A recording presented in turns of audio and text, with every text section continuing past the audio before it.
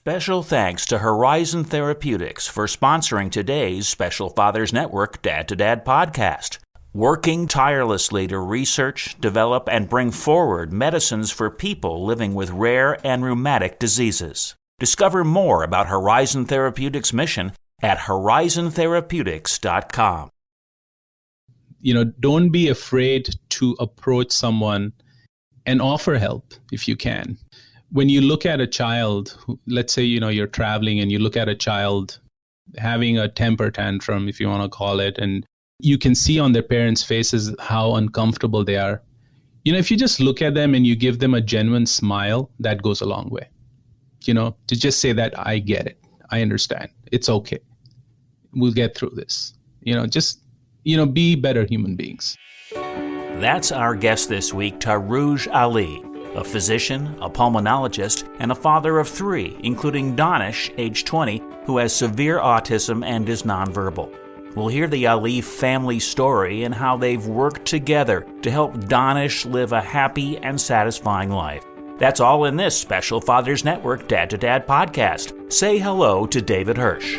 Hi, and thanks for listening to the Dad to Dad podcast, Fathers Mentoring Fathers of Children with Special Needs, presented by the Special Fathers Network. The Special Fathers Network is a dad-to-dad mentoring program for fathers raising children with special needs. Through our personalized matching process, new fathers with special needs children connect with mentor fathers in a similar situation. It's a great way for dads to support dads. To find out more, go to 21stcenturydads.org. And if you're a dad looking for help or would like to offer help, we'd be honored to have you join our closed Facebook group. Please go to facebook.com/groups and search Dad to Dad. So now let's hear this intriguing conversation between Taruj Ali and David Hirsch. I'm thrilled to be talking today with Taruj Ali of Richmond, Virginia, who's the father of 3 and a pulmonologist. Taruj, thank you for taking the time to do a podcast interview for the Special Fathers Network. Thanks, David. Thanks for having me. Glad to do this.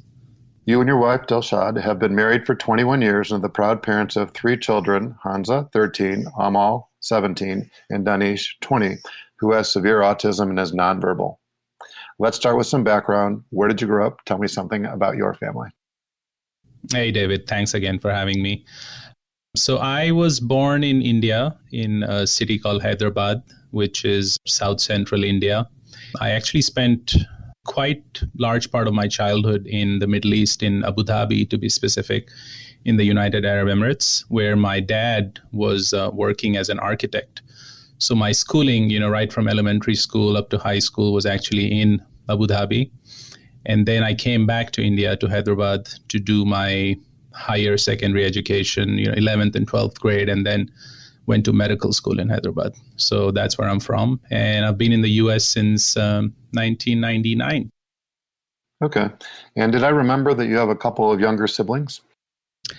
Yes. So I have 2 sisters. Mariam is my the second in line. And then Amina, who's our youngest. So I have 2 sisters. One is in Richmond, where I am, and our youngest sister is in California, in LA. Okay. And from what I remember you telling me, your parents are in the U.S. now as well.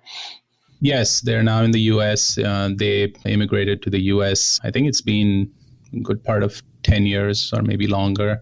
And they actually live with us, and it's been an immense help. So they live with us in Richmond.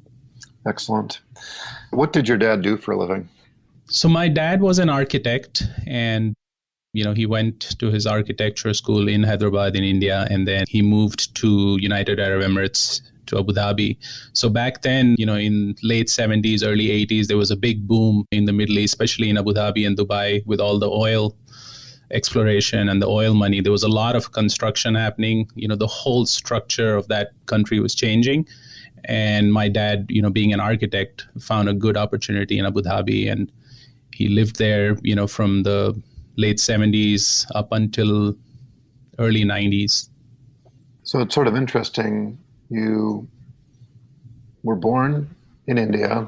You spent your formative years in the Middle East, back to India, and now in the U.S. So 3 complete and distinct parts of the world. Yes, it's been fascinating. And I think I've learned quite a bit about all different cultures and, hopefully for the better. Yeah. Well, thanks for sharing. I'm sort of curious to know, how would you describe your relationship with your dad?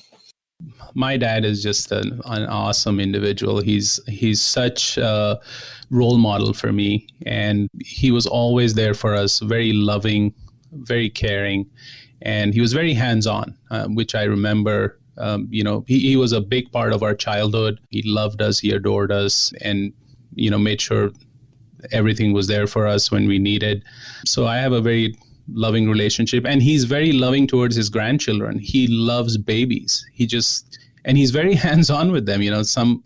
Some grandfathers I know, especially in our culture, they're very skittish, when it comes to babies, especially, changing diapers and cleaning and those things. But he was always very hands-on. So we really lucked out. That's fabulous. So is there an important takeaway or two, a lesson learned, a story that sort of emphasizes your relationship with your dad? I would say, just always being there for us and never being, someone who we couldn't approach or we couldn't ask a question or, be afraid of, be apprehensive. He was always there. And like I said, very hands-on right from the beginning. And, up until, even now, he really cares about his children, even though we're grown adults with our own children. He's always asking about us, checking on us, trying to help us in any way he can. And it's been a really good role model for the grandchildren too. Good. Well, it's a blessing, right, to have your parents around, and from a grandparent's perspective, to actually have grandkids, right? Not all, individuals get to have that experience. So it's a blessing all the way around. For sure. Any other father figures growing up? The one I would probably like to mention is my uncle, who is the younger brother of my dad. And the reason he has been a role model and I've looked up to him is because he's also a physician. And interestingly, I ended up not only becoming a physician, but choosing a specialty that he was in. He was a pulmonologist. He had a very similar path. He was born and raised in India, trained in India, and then came to the US and did all his training here. He's here. He's in North Carolina. And, we still stay in touch. We talk to each other. We visit. And, his sons are here. So we're still very close. That's nice to know. I don't know that it's coincidental, but he must have had a pretty good influence on you, not only to become a doctor, but to follow, if you will, in his footsteps with the same specialty. Yeah. So you mentioned you went to medical school in Hyderabad. I think I remember you telling me that you did your licensing exams in Bangkok and then your residency in the U.S. Yep. You have a great memory. Yes, I did. So back then, we couldn't take the licensing exam in India. So this was the early to mid 90s. We had to travel to Bangkok or Singapore. So I actually went to Bangkok with a bunch of friends. That was quite an experience. And where did you do your residency? So I did my residency in New York. It used to be St. Luke's Roosevelt Hospital, affiliated with Columbia University. Now it's called Mount Sinai. It's part of Mount Sinai network, but affiliated with Columbia University. So I did my residency and my fellowship at the same hospital. And from what I remember, you actually took triple boards in pulmonology, critical care, and sleep. I did, yeah. I did pulmonary critical care and then, sleep medicine in my final year. Excellent. So I'm sort of curious to know, how did you and Dilshad meet? So that's an interesting story. I don't know how much you know about arranged marriages, but ours was an arranged marriage. We were both from Indian background. Dilshad was born and raised here in the US, but her parents are from India and in fact from the same town, from Hyderabad. She was actually visiting Hyderabad and it was my sister's wedding in Hyderabad. So, that's when the families met. And, as it happens in arranged marriages, it's the elders who kind of look for prospects for the bride or the groom. And if they find someone who's suitable, then someone who's elder in the family introduces them. And then you go from there. So basically, we were introduced to each other. And on that trip, I remember we had a supervised date where we went out for dinner at this fancy 5-star restaurant. We had a chaperone. Dilshad's uncle was the chaperone. And, we sat at a table, and her uncle sat at a table, slightly away from us, but, he could clearly see us. But that was our first date. And, things went on from there. And, we ended up getting married. We got married here in the US after I came here. And, 21 years later, here we are. That's fabulous. I love this story. And it is culturally different than what happens in the United States. Yes, for sure. Do you think that you and Dilshad will be involved with helping your children find their mates, or is that not likely to be the case? We're actually getting there, pretty close to that. Daanish is 20. I actually don't know if he's gonna ever go have a life partner or not. But I never want to discount anything. But then we have a daughter who's 17, so we talk about it, and I think it's gonna be a variation. It's gonna be like a hybrid, I think. But we're open. We can't expect the sort of arranged marriages that we had for our children, because it's just a different society. It's different brought up. And, not that one is better than the other or one is preferable to the other, but I think you just have to you have to adapt, and you have to listen to what your children want, or, what they are comfortable with. So I hope we'll have some say in their choice, but I certainly don't foresee the kind of arranged marriage that we had. Okay. I'm just curious. Thank you for sharing. I love your transparency. So let's switch gears and talk about special needs, first on a personal level and then a little bit beyond. So I'm sort of curious to know, before Danish's birth and diagnosis, did you or Dilshad have any experience with the special needs community? No, absolutely not. I mean, who expects that, right? I mean, me, I was a physician, but I'll be very honest. When we were training, I don't remember even one lecture in medical school on autism. I mean, this was, back in the day, and especially in India, where there's probably even much lesser awareness about these topics. I don't remember ever reading a chapter on autism. I don't remember that being mentioned in any of the lectures in medical school. So that's at a professional level, but even at a personal level, I don't remember that. Now in hindsight, if I think, a certain kid or, certain person in our family, could that person have had autism? Then it strikes me, yes, that person was probably autistic and nobody knew about it. We had a distant relative who used to live across the street from us, and, she had a disability. Nobody gave a name to it. Back then, unfortunately, everything was labeled mental retardation. There's just this broad category, and a lot of stuff came under that. But now that I think, that was probably autism. I don't know about Dilshad, but I don't think she had direct interaction with, any individuals. But again, she had mentioned to me that during school, now that she thinks about it in hindsight, she's sure that, she came across kids who were autistic or on the spectrum. And she remembers, the stigma around it and, how those kids struggled in school and all that. So, yeah. Okay, well, thanks for sharing. I'm sort of curious to know, how did the diagnosis transpire and what was your first reaction? So when Daanish was born, I think Dilshad, my wife, knew much before me that there was something wrong. And let me backtrack a little bit. So Dilshad's pregnancy was a high-risk pregnancy. And without getting into a lot of details, Dilshad had a pretty serious life-threatening illness, few months after our marriage. Luckily, she recovered from it, made a full recovery, but not too long after that, we found out that we were pregnant. And right off the bat, it was a high-risk pregnancy. She had to take some medications and stuff to make sure that the pregnancy went along. So we were always, a little nervous and on the edge about the pregnancy, but besides the fact that he was born a little early and that Dilshad had to have a C-section, everything else was fine. I mean, we didn't expect any of this, obviously. So it was very unexpected. but Dilshad picked up on it much before me. And even though I was a physician and, should have known the early signs and symptoms, I think I was in denial, to be very honest. I was also doing internship, extremely busy schedule, and didn't have a lot of time to give to my family, to Daanish, to Dilshad. And honestly, I was in denial. And, she knew it much before me. And, she tried to talk to me about it, gave me signals. But I think for me, it was much later and was a shock. Okay.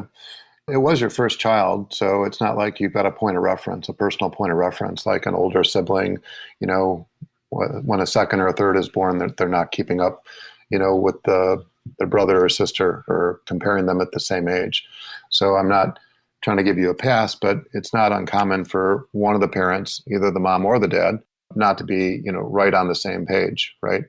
So I think she knew, when he was 1.5, 2 years old. But I would say 2.5 to 3 years old was when we all came around to it and actually, saw someone and got a diagnosis. Thank you for being so transparent again. So were there some fears or concerns once the diagnosis was made that either you or Dilshad had that you can remember back? Well, of course, we were stepping into the unknown. We had no idea what to expect moving forward. We were just starting to learn about this diagnosis and what it would entail. I don't think we had any idea of how profoundly this was going to change our lives for forever. It's a life-changing event. You go from stages of denial to, just being devastated to being desperate about the situation. You go through a phase where, you're thinking, is this my fault? Did we do something wrong? Is that why this happened? What could we have done differently? How can we make things better? You get advice from a lot of people who all mean good, who all are trying to give you helpful advice, but, sometimes you just get so impatient with them and you just don't understand. You're like, you don't understand what's going on. And I'm sure Dilshad went through that much more than me, because she was trying to tell us much before anyone else. And, we were just in denial. And, you also hear from people who are with you. So my parents used to visit us a lot in New York and used to live with us during those early years. As grandparents, especially in Indian culture, grandparents are very involved, and they would tell us, maybe it's just a speech delay. Maybe Daanish is just a child who's going to speak late. Maybe he's going to learn things a little late. And you go along with that for a little bit, but then you realize this is not just this is not a minor speech delay. He's not just someone who's going to hit his milestones a little later than a normal neurotypical kid. There was something majorly wrong here. So it was a process. Do you think that part of that was cultural or not? I know Dilshad feels very strongly about this. I think culture has a lot to do with it. There's a stigma around mental health and disability and mental disorders in general within our culture. And when I say within our culture, not just the Indian culture, I would say most of the subcontinental culture or even the Middle Eastern culture. There's denial, there's shame, there's a stigma, lack of awareness, all of the above when it comes to mental disability or even physical disability. And especially when, in the case of autism, when you look at an autistic child, the child might look completely normal to you, right? If you're looking at that child and he or she is having a tantrum, if you want to call it a tantrum, in our culture, a lot of the times it's like, why don't you discipline him? Why don't you discipline her? You got to be more strict with them. You got to be more, you got to do better as a parent. So there's that pressure. And, you try to explain to everyone that this is not a temper tantrum. This is not us being bad parents or, the child being a bad child. This is a problem. This is a condition. So there's a lot of that. It sounds like there would be a lot of tension, right, in your relationships, maybe internally to your family, and then, with the broader public. It seems like it was like a challenging situation, looking back on it. Yes, for sure. And, like I said, unfortunately, I was not there for a lot of it because I was still in internship, and, Dilshad, for the most part, has had to do most of it.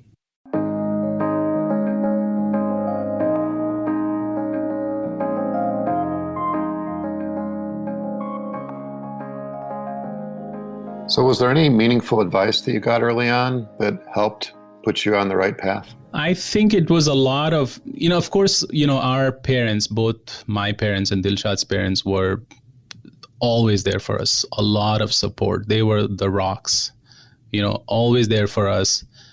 Never, they tried to make it as easy for us as possible. Initially, of course, just like us, they were also in denial maybe as to what was happening. But when we started to figure it out, and we wanted to do some things, some things that were not mainstream, a lot of therapies that we wanted to try or Dilshad wanted to try, they were always very supportive, whether it's, emotionally, morally, financially, they supported us all through that. So that was always there. So, of course, advice from them was always helpful. Dilshad was much more involved in, getting involved in the autism community, reaching out to other parents. And then she, of course, has become an advocate herself. A lot of people reach out to her now for advice. And for me, I think, not to generalize, but I think as dads, we don't tend to talk that much. I'm talking about myself, but we internalize a lot of things, and we have this system within our head, and we try to, keep a lot of it inside. So, I'm probably telling you things that I've never told anyone else right now, but that's just how it is. I'm not blaming anyone for it. It's just how it is for me, and probably for a lot of dads. Yeah. Well, Taruj, there's a reason that people think that dads won't pull over and ask for directions when they're lost, right? That's just how men are wired, right? And I don't think that's cultural. I think that's just genetic.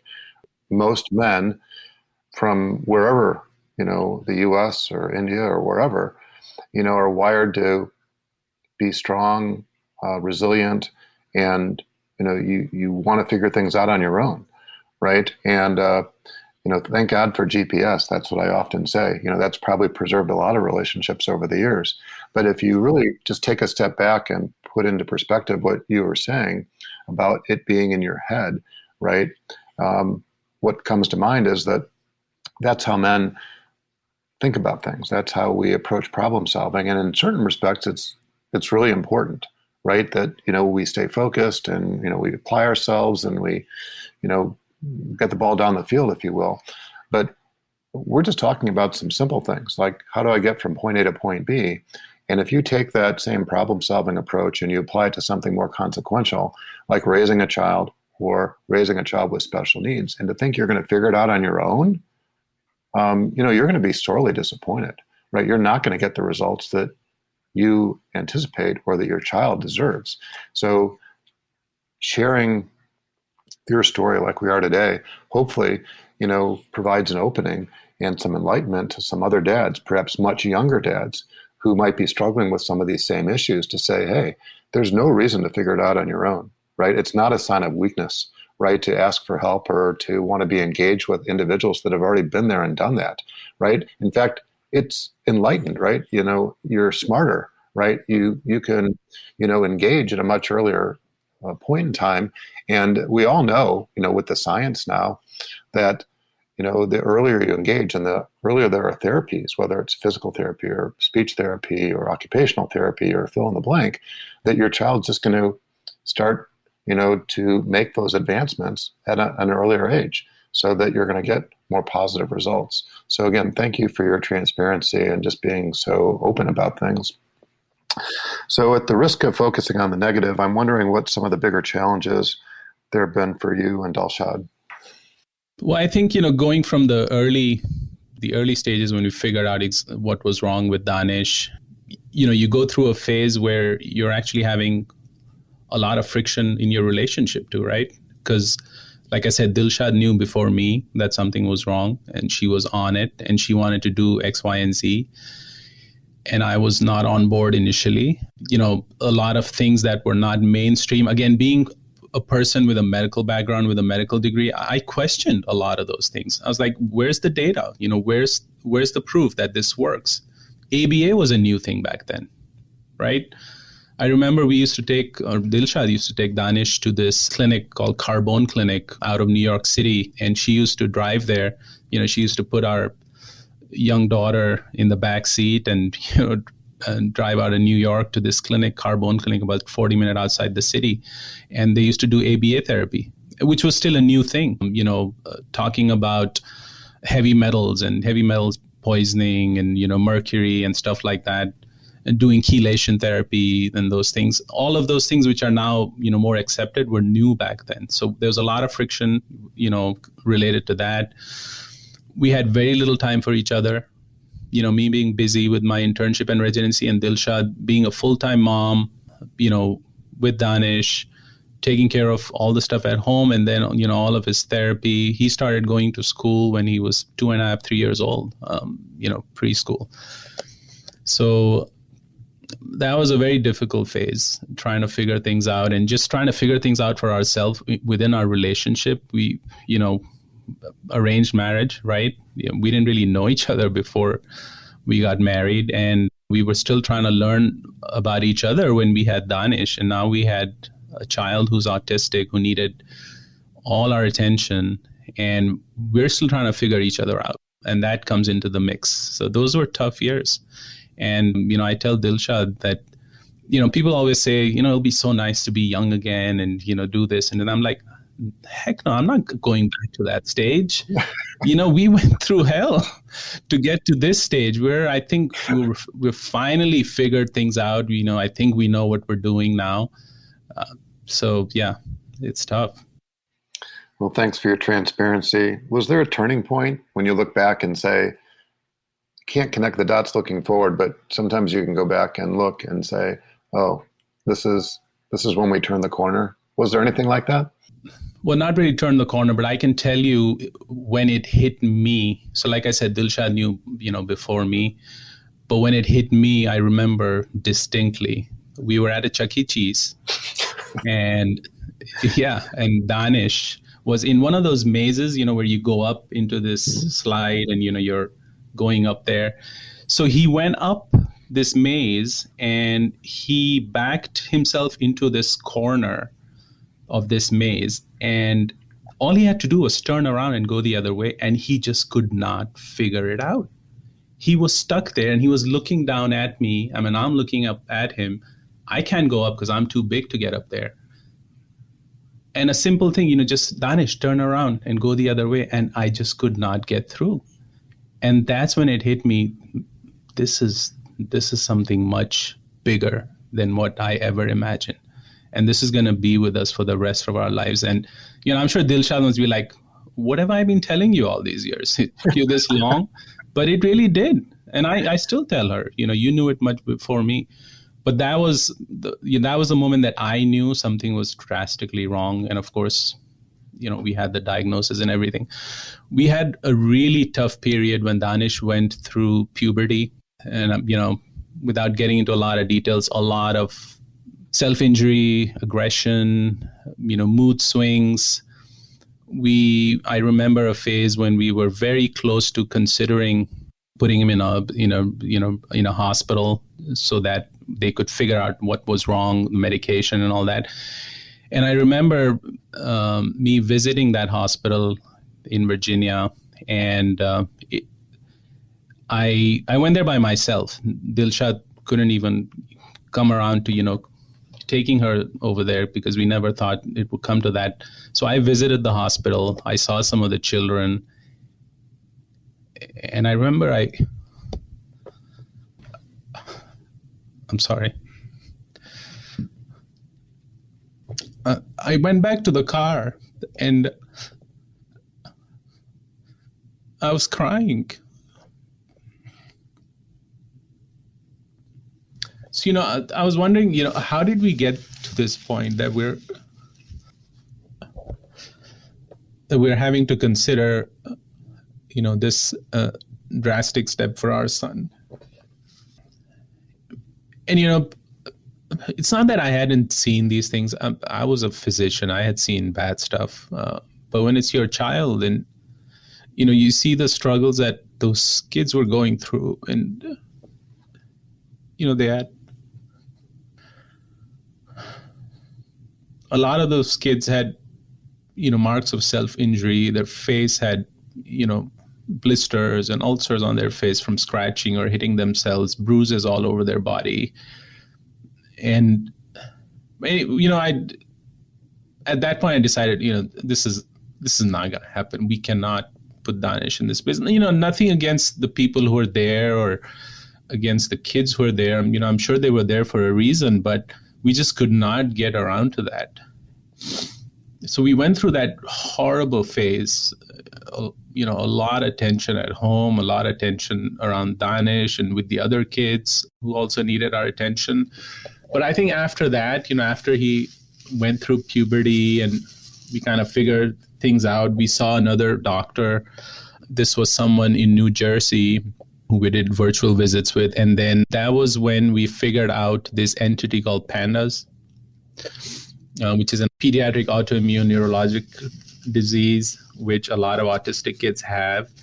And it's basically inflammation of the nervous system after a streptococcal infection. Kids have strep throat and such infections, and then they have this immune reaction where their nervous system gets attacked. And it leads to a lot of these symptoms, a lot of aggression and other neurologic symptoms. So we saw a neurologist in Northern Virginia, Dr. Latimer. Again, Dilshad found her through her network. And when we saw her and she diagnosed Daanish with PANDAS, and we did a prolonged course of antibiotics, and I think we tried steroids for a little bit. And, after that, I think, when you talk about turning the corner, I think, once the puberty was, he was going, in the late phases of puberty, and when we figured out it was PANDAS, got him started on those, I think that's when we started turning the corner. Not to say that it's, all rosy since then, but definitely, that was the worst phase, and I think Dilshad would agree with me. I'm sorry about getting emotional, but brought back horrible memories. Well, thanks for your authenticity. It's obviously a very palpable experience that you had. My heart reaches out to the two of you, your family for that matter. I'm sort of curious to know what impact Daanish's situations had on his younger siblings or the rest of your family for that matter. So our daughter Amal, she's such a sweetheart. Daanish was born in 2000 and Amal was born in 2003. So she was born while we were still in New York. And this was right when we were figuring out Daanish's diagnosis. And Dilshad was, preoccupied with Daanish's stuff and also trying to be there for Amal. And we're really grateful that, the grandparents, especially my mom, who was, at that point, she was living with us for a long time in New York. My dad used to visit. Dilshad's parents used to visit, which was a big help. But Amal has always been a sweetheart, and she loves Daanish more than anything else. And she has always been there for him. I think he has also been a good influence on her. He has certainly made her a very compassionate individual, a very patient, a very understanding individual. She's very empathetic, very grounded, she's a very intelligent girl. She's done really well. And then our little one, Hamza, he was born in 2007, so he's much younger than Daanish. And I think, when he was young, he probably didn't know what was wrong. But, once he figured it out, he actually is amazing when it comes to communicating with Daanish or getting Daanish to do something that we want him to do. He's very patient. He has a excellent rapport with Daanish. And there are certain things that if we want to try to teach Daanish, we ask Hamza to do it because he's so patient and he gets across to Daanish. And Daanish loves him too. He's physically so much bigger and was even when Hamza was a baby, but he was always very gentle with Hamza. He knew he was little. and they have a really strong brotherly bond. So we've been blessed with two amazing children, of course, after Daanish, and who are very supportive. And, we hope that they're always there for Daanish. Yeah, well, it's reassuring to hear that the family is close, the siblings are close, and that there's empathy and compassion for one another. It's not just one way.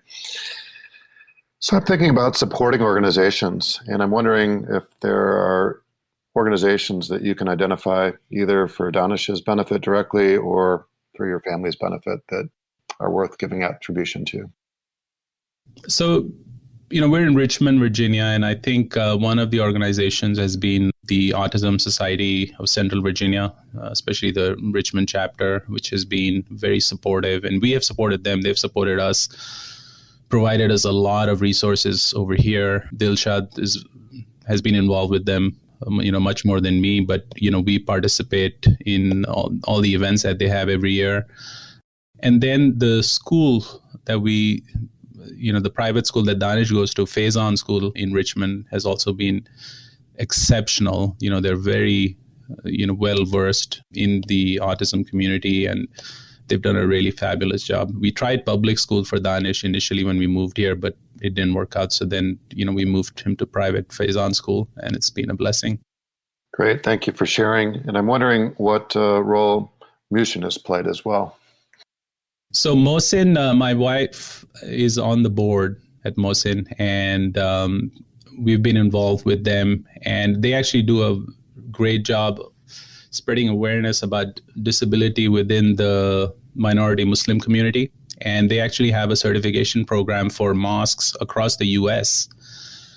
where they will get your mosque certified, ADA certified, and they have certain criteria for that. Again, this is not unique to our community. There's a lot of communities where there's a lack of awareness, lack of resources, and still, stigma around mental and physical disability. And I think MUHSEN has been instrumental in trying to break those barriers, spread awareness, and they've done some excellent work. My wife has, spoken at their events before, and, I've attended a few of their events, and I think they do a phenomenal job. Yeah, well, very thankful for the work that they do, and importantly, helping these mosques become more open and accepting of people with disabilities so people can, pursue their faith. And sort of with that in mind, I'm wondering what role spirituality has played in your family. Wow, that's a very sensitive topic. And, again, another topic where Dilshad and I have had difference of opinion over the years.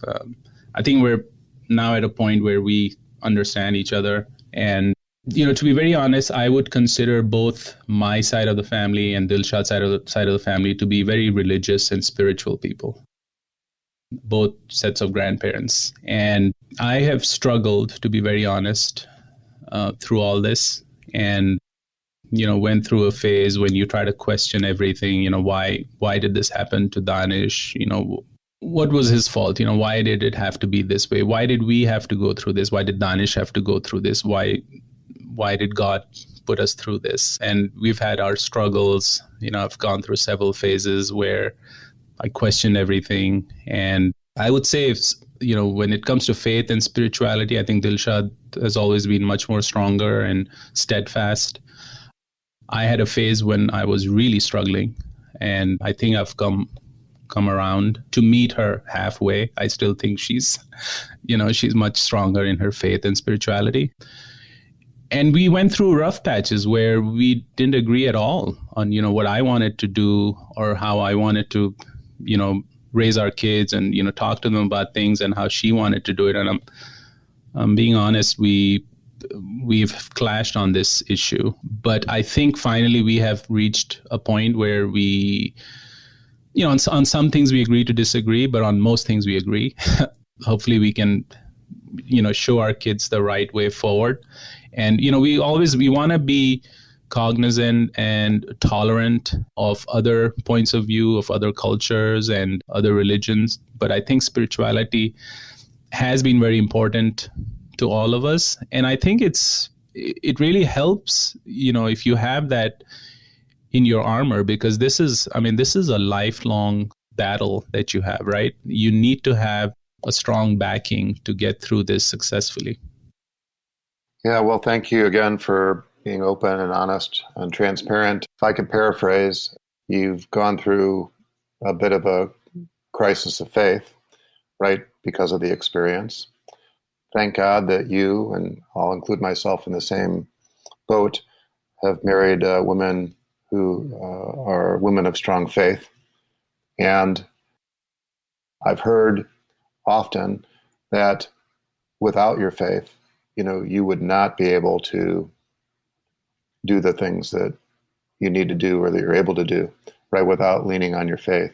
In fact, there was a rabbi who's part of the Special Fathers Network out in LA, Bradley Artson, that came right out and said, he doesn't know how people who are not believers can deal with challenges like this in life, because you're not able to do it, with your human strength, right? You need something much greater to rely on.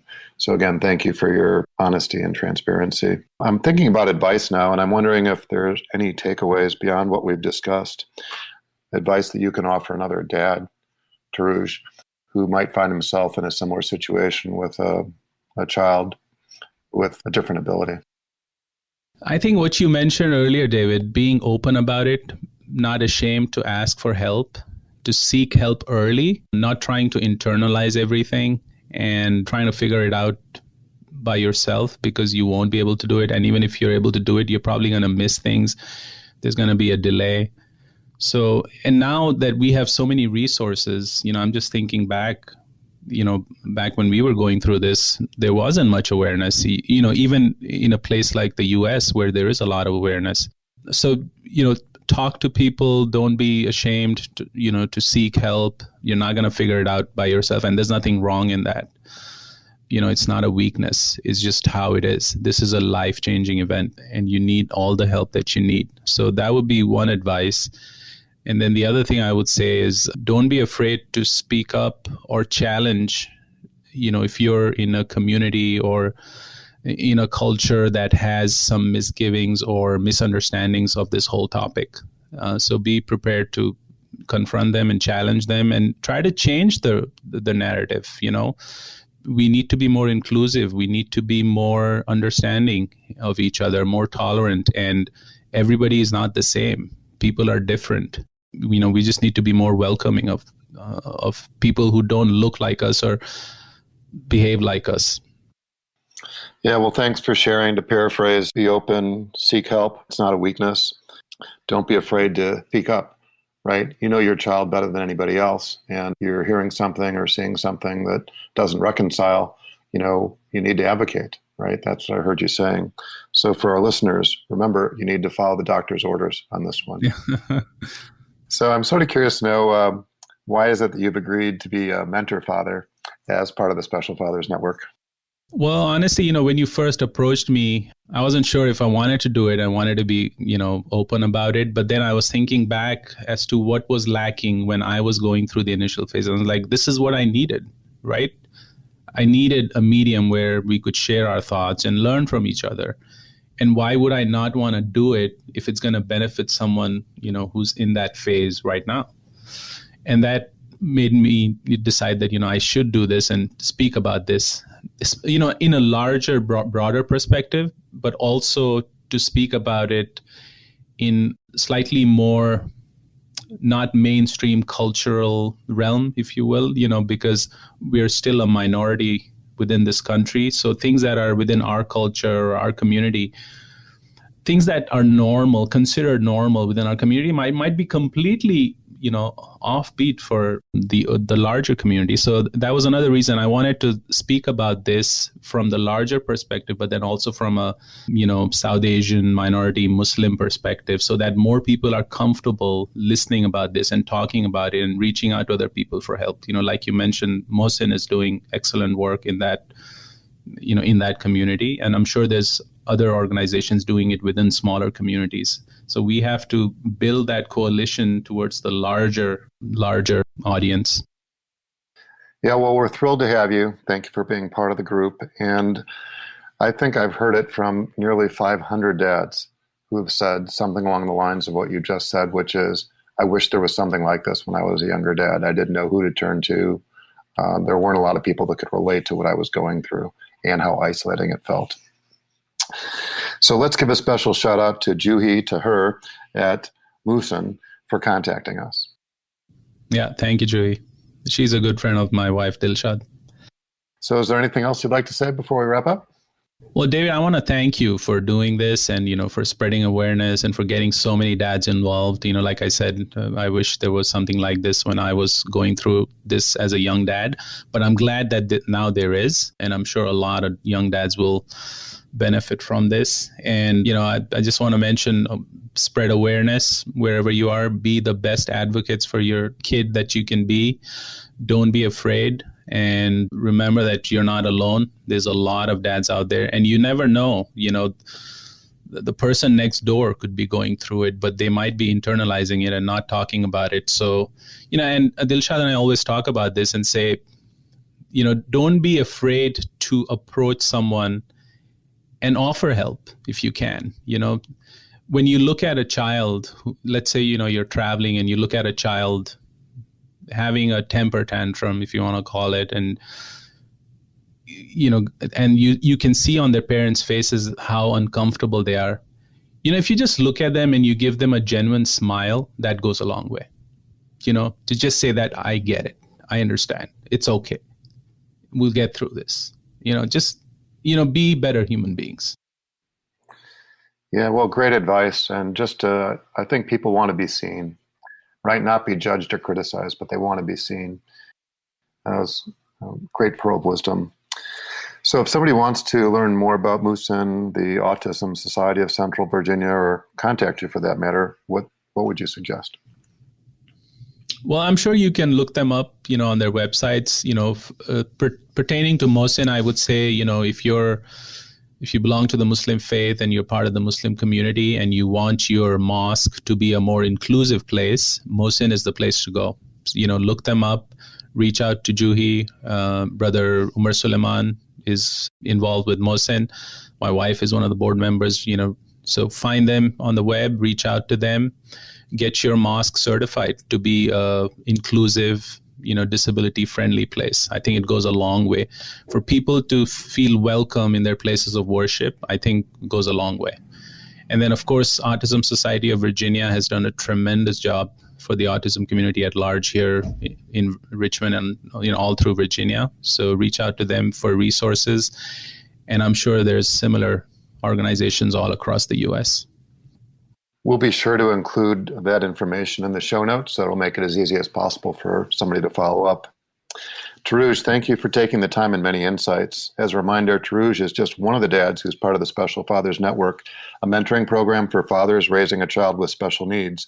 If you'd like to be a mentor father or are seeking advice from a mentor father with a similar situation to your own, please go to 21stcenturydads.org. Thank you for taking the time to listen to the latest episode of the Special Fathers Network Dad to Dad podcast. I hope you enjoyed the conversation as much as I did. As you probably know, the 21st Century Dads Foundation is a 501c3 not-for-profit organization, which means we need your help to keep our content free to all concerned. Would you please consider making a tax-deductible contribution? I would really appreciate your support. Taruj, thanks again. Thank you, David. And thank you for listening to the Dad to Dad podcast, presented by the Special Fathers Network. The Special Fathers Network is a dad-to-dad mentoring program for fathers raising children with special needs. Through our personalized matching process, new fathers with special needs children connect with mentor fathers in a similar situation. It's a great way for fathers to support fathers. Go to 21stcenturydads.org. And if you're a dad looking for help or would like to offer help, we would be honored to have you join our closed Facebook group. Please go to facebook.com/groups and search Dad to Dad. Also, please be sure to register for the Special Fathers Network bi-weekly Zoom calls held on the first and third Tuesdays of every month. Lastly, we're always looking to share interesting stories. If you'd like to share your story or know of a compelling story, please send an email to david@21stcenturydads.org. The Dad to Dad podcast was produced by Couch Audio for the Special Fathers Network.